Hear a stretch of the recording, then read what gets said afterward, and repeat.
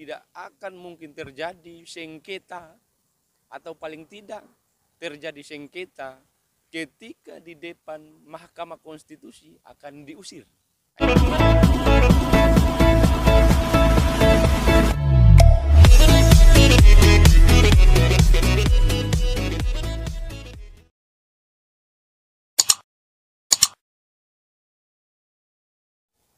Oke, baik, bismillahirrahmanirrahim. Assalamualaikum warahmatullahi wabarakatuh. Selamat berjumpa bersama saya Henry Majid. Pertama-tama saya menyapa kepada semua kalangan akademisi, kepada semua kalangan praktisi, dan kepada semua pemuda-pemudi Indonesia dimanapun Anda berada. Oke, pada konten saya kali ini saya akan memaparkan mengenai 11 poin yang menjadi dasar argumentasi dari tim kuasa hukum Pak Arhawi Ruda dan Hardin Laomo yang sekarang tengah memperselisihkan hasil perhitungan suara pilkada di Kabupaten Wakatobi. Sekarang Hamin 3 hari yang lalu sudah diserahkan kuasanya oleh Pak Arhawi dan Hardin Laomo kepada 3 kuasa hukum yang sudah hari ini kita saksikan mereka sudah mendaftarkan di Mahkamah Konstitusi. Ada diskusi yang kemudian berkembang di dalam masyarakat terkait dengan apakah sengketa di Kabupaten Wakatobi memungkinkan atau paling tidak dimungkinkan oleh undang-undang yang tengah berlaku di Republik ini atau tidak. Seperti apa yang menjadi bahan kesimpulan, ini kan sudah menjadi kesimpulan dari semua masyarakat yang ada di Kabupaten Wakatobi, bahwa dalam undang-undang misalnya dalam Undang-Undang Nomor 10 Tahun 2016 di pasal 156 itu terkait dengan selisih suara 2%. Ini yang menjadi kesimpulan dari para tim Haliana dan Ilmiati Daud, bahwa bersikukuh bahwa tidak akan mungkin terjadi sengketa atau paling tidak terjadi sengketa ketika di depan Mahkamah Konstitusi akan diusir. Itu diskusi yang berlangsung yang juga menjadi dasar argumentasi dari tim Haliana dan Ilmiati Daud yang dinyatakan sebagai pemenang dalam versi pleno Komisi Pemilihan Umum. Itu satu. Yang kedua, bahwa dalam rentetan politik pilkada di Kabupaten se-Indonesia ini yang ada di Kabupaten Wakatobi juga, bahwa pleno KPU tidak berarti bahwa semua rentetan pilkada sudah selesai.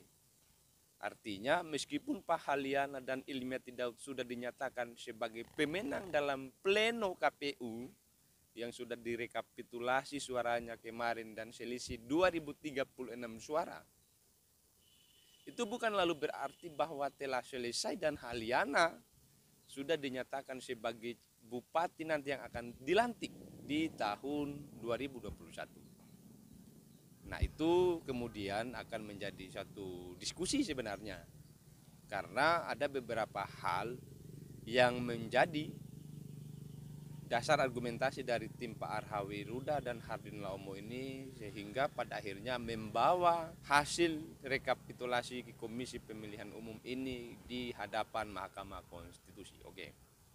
Nah, sekarang saya akan memaparkan minimal ada 3 pelanggaran-pelanggaran yang juga akan saya mengajak kepada semua tim, baik tim Halo maupun tim Hati, untuk kita bisa mendiskusikan dari ke-11 poin-poin ini, bahwa ada 3 pelanggaran-pelanggaran yang secara umum yang kita bisa baca di Kabupaten Wakatobi.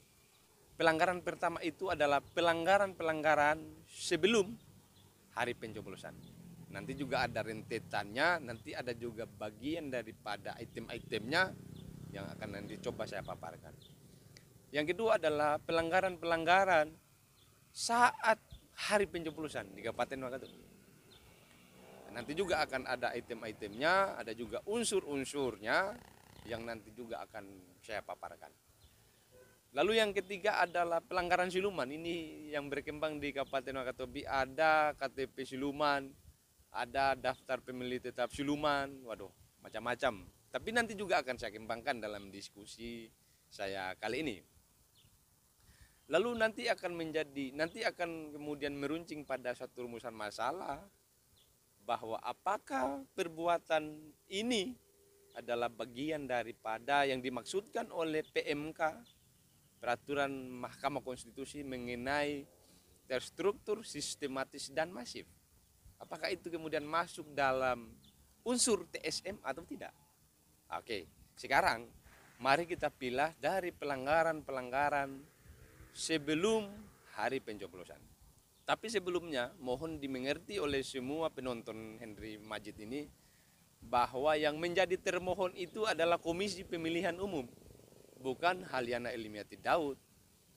Nah, dalam hal ini yang dijadikan sebagai sengketa oleh tim kuasa hukum Pak Arhawiruda dan Hardin Laomo itu adalah mengenai hasil rekapitulasi suara yang diplenokan oleh Komisi Pemilihan Umum Kabupaten Wakatobi, sehingga ada keberatan dari tim hukum Pak Arhawiruda dan Hardin Laomo sehingga mengajukan sengketa di Mahkamah Konstitusi.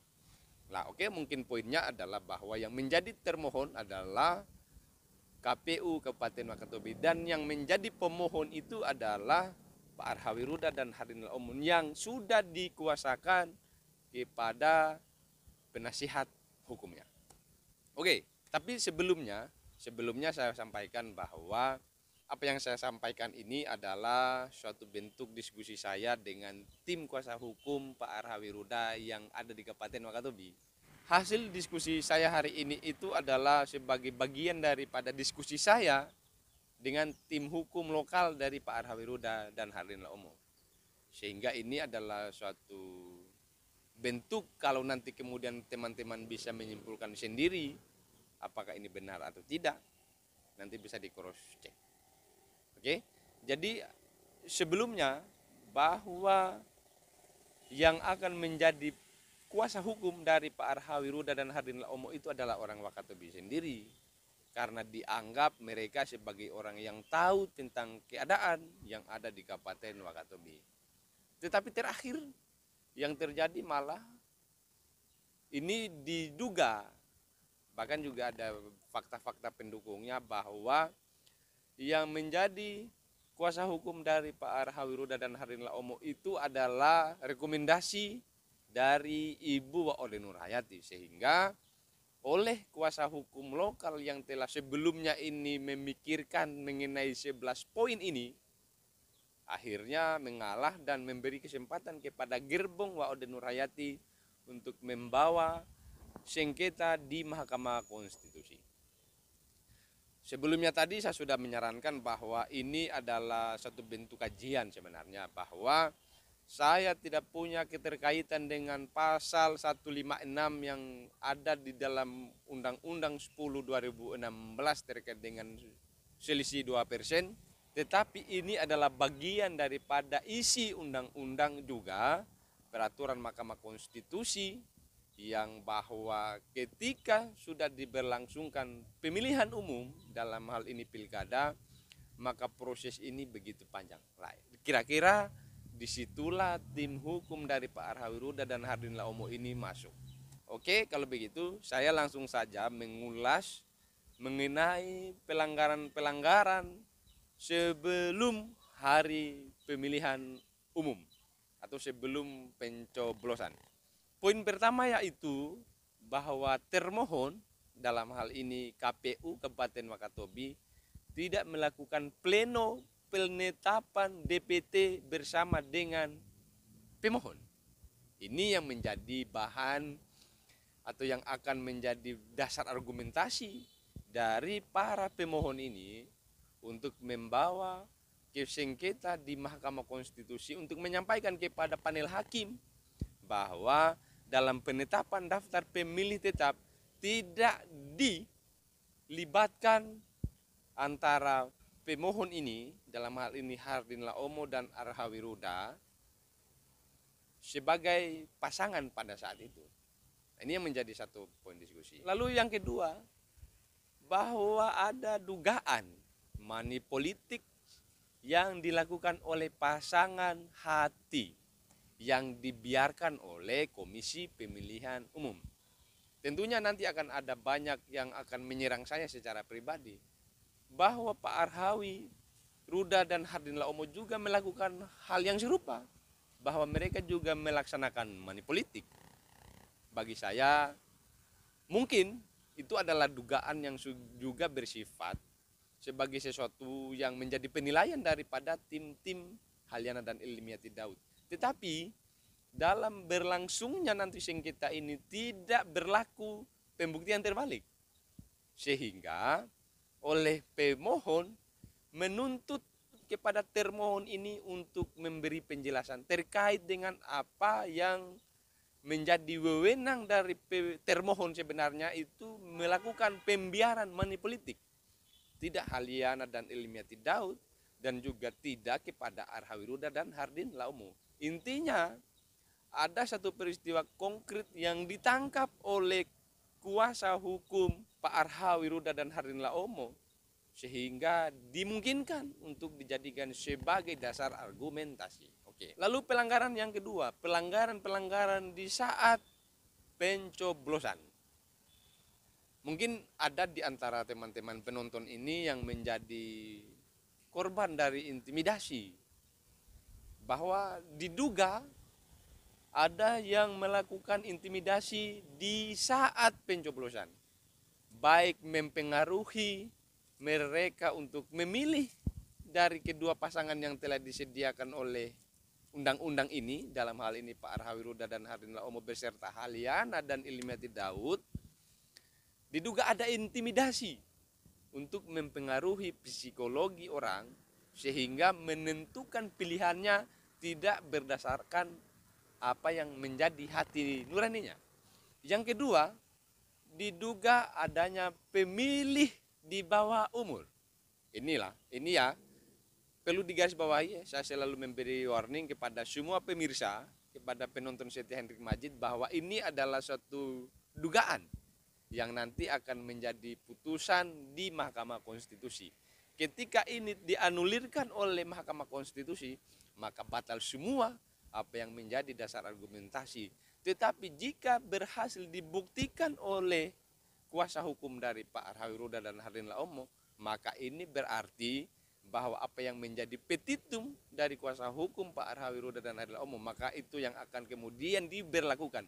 Tidak PSU, tidak pemilihan surat suara ulang di TPS-TPS, nah, itu tergantung dari apa yang menjadi amar putusan dari Mahkamah Konstitusi melalui panel-panel hakim. Lalu yang ketiga, diduga adanya daftar pemilih tetap yang bertambah. Kawan-kawan semua, mohon kita simak di Kabupaten Wakatobi. Jadi berdasar sejarah pemilihan yang ada di Kabupaten Wakatobi, sudah hampir berapa kali kita melaksanakan prosesi pesta demokrasi di Kabupaten Wakatobi, pemilihan kepala daerah. Di tahun 2020 ini kita mengalami peningkatan pemilih di atas rata-rata. Bisa dibayangkan, dari sekitar 73.000 sekian pemilih yang di DPT oleh KPU, hampir semua melaksanakan, mengikuti pemilihan di Kabupaten Wakatobi. Ini yang menjadi coba dijadikan sebagai bahan kajian. Loh, kenapa bisa? Sebelum-sebelumnya bahwa pemilih di Kabupaten Wakatobi itu tidak mencapai 60.000 suara atau 60.000 simpatisan pemilih.